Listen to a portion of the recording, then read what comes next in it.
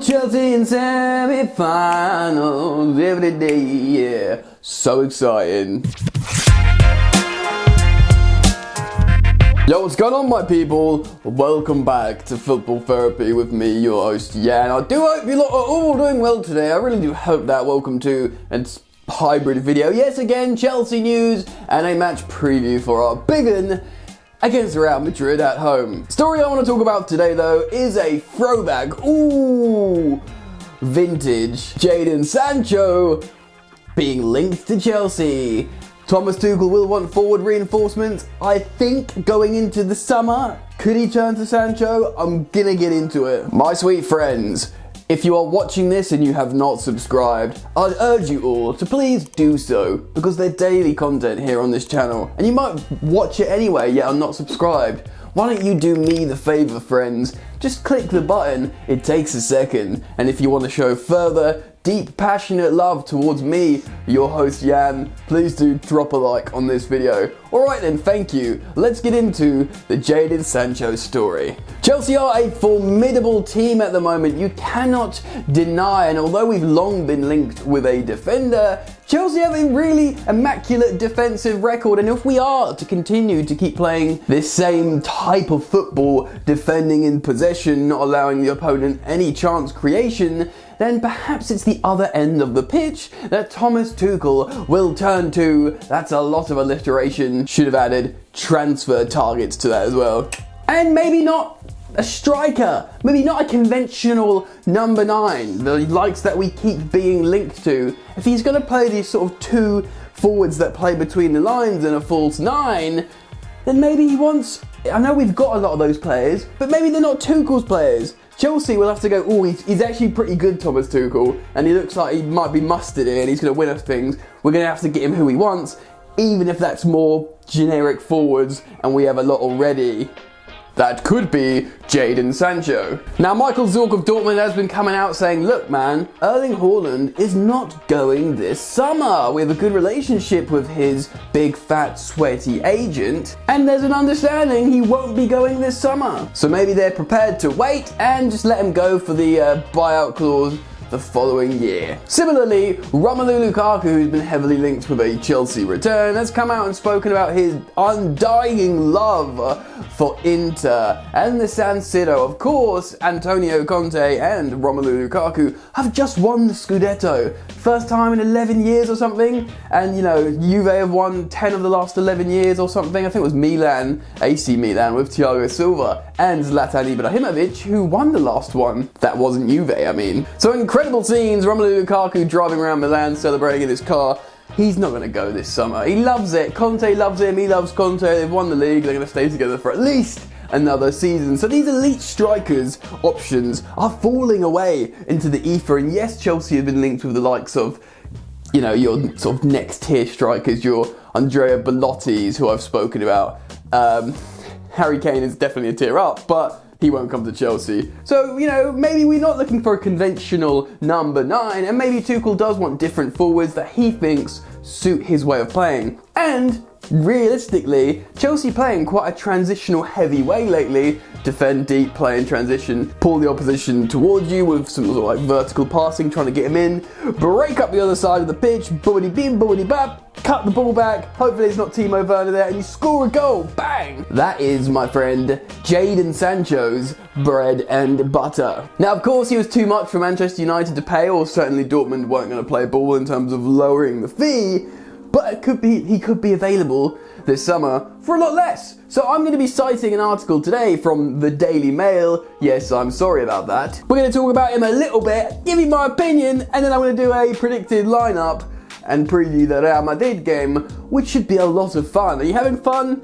Drop a like if you have fun. Alright then, let's journey through this esteemed publication, the Daily Mail, and talk about this story. The race for Jadon Sancho is hotting up between Premier League heavyweights, with Chelsea now registering their interest in the attacker alongside Manchester United and Liverpool. According to Bild in Germany, Thomas Tuchel is lining up a raid on his old Bundesliga club this summer to swoop for the England international. It is believed Dortmund have a gentleman agreement in place with Sancho that he will be allowed to leave this summer for the right price. Yeah, I think he's wanted to go for a while. I think he likes the Bundesliga, Dortmund, but I think he got homesick and he knows he's sort of elite now and he's ready for that move. He's proved himself, so I think he's long wanted a Premier League return. He wanted to go to Manchester United. He probably would love to go to Chelsea as a self-proclaimed Chelsea fan, and Chelsea being a good team, but of course wanting to return to England, being mates with Rashford and that, United are a good team, he wanted that move.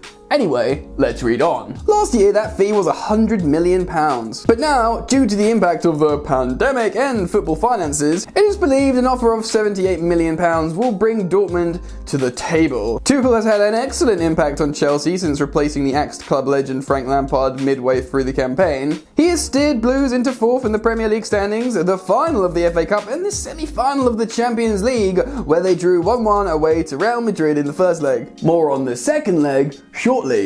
Stay tuned. Let's read on. And with the Blues ownership looking to back the German in the transfer window this summer, Sancho could well be a marquee signing. But Chelsea have been linked with an array of big names as well, including Sancho's teammate at Dortmund, Erling Haaland. Furthermore, Sportsmail reported last week that Chelsea are considering a move to bring Romelu Lukaku back to Stamford Bridge, and that Inter Milan had quoted a fee for £105 million to do business. Yeah, the aforementioned two big strikers that are looking less and less likely to be arriving at Stamford Bridge this summer. But hey, it's football. You can't rule anything out, right? Let's read the last bit of this article together. In regards to Sancho, United's long-term interest in the former Manchester City player has been well known, while Bild reported recently that his displays at Dortmund have caught the eye of Liverpool boss Jurgen Klopp. But with the Reds facing a season outside the Champions League, a switch to Anfield may well seem less appealing to the 21-year-old. After a summer of being at the centre of a transfer tussle between United and Dortmund, Sancho endured a slow start to the 2021 season in the Bundesliga, but has returned to form with 12 goals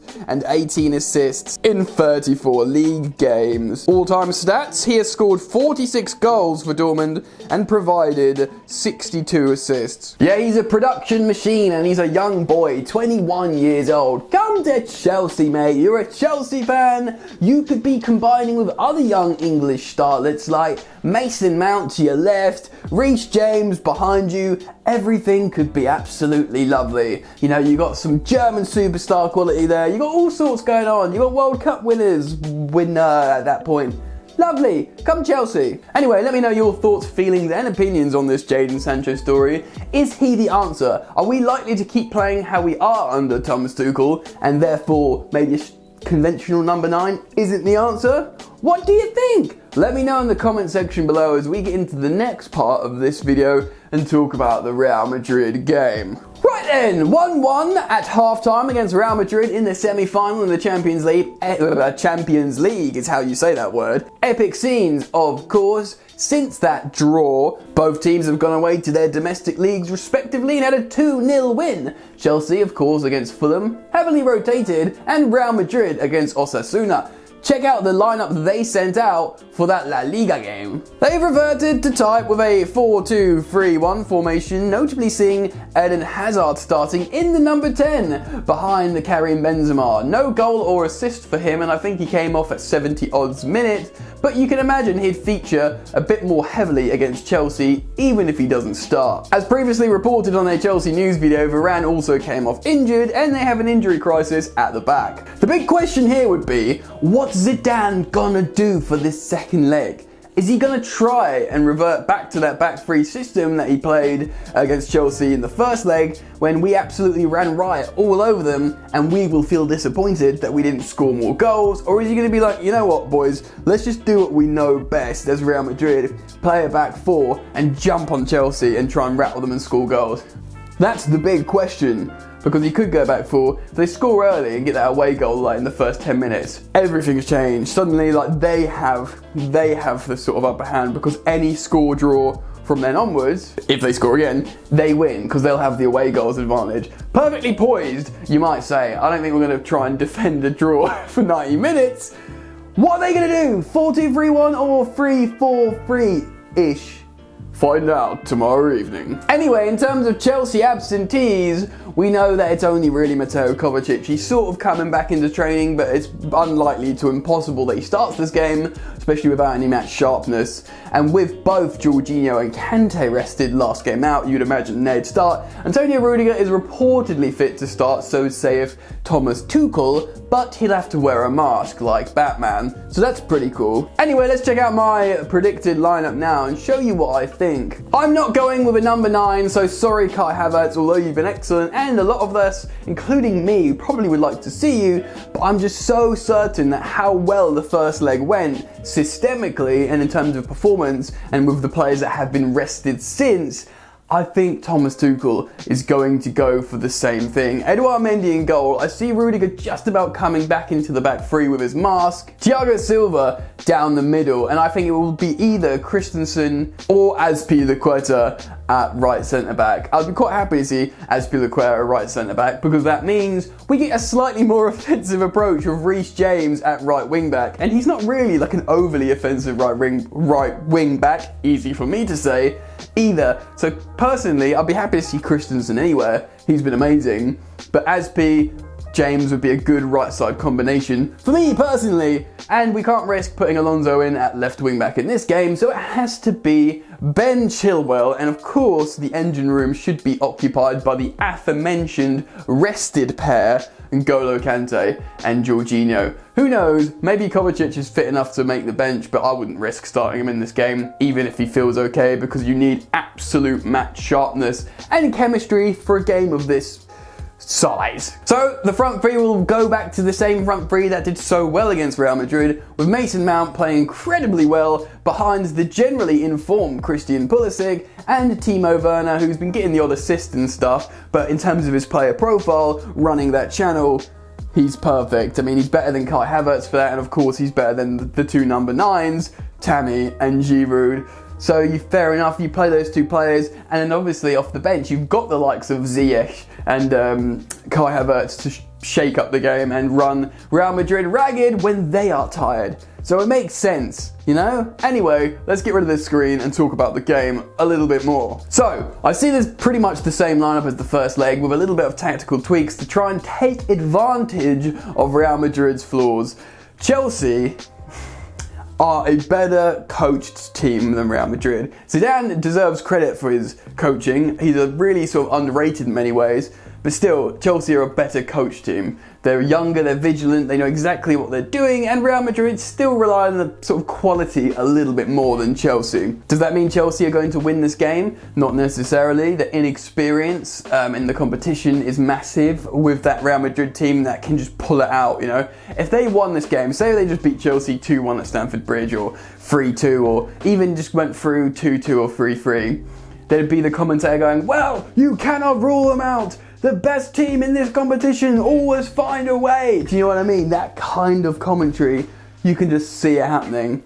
Despite that, I'm going to be positive, and I'm going to do a conservative prediction of 1-1 and Chelsea win it in extra time with their strength off the bench. That's my prediction, and it's going to be epic. What do you guys think? Leave me your predictions down in the comment section below. A bit of a long video today. Hopefully you've enjoyed it. If you have, drop a like, subscribe if you are new to the experience. Enjoy the football, and I will see you later. You ain't so tough with that bad boy tuck. I'ma get it how I'm living, I'ma walk the walk. Outline my lines, I rap through thought. Body bag the verse, outlined in chalk. In my life seen trouble, hustle on the double. Silence on the trigger like my pick got a muzzle. Yo chick like to guzzle, bad boy stay in trouble. I only love this paper, sorry I don't. I laugh me baby.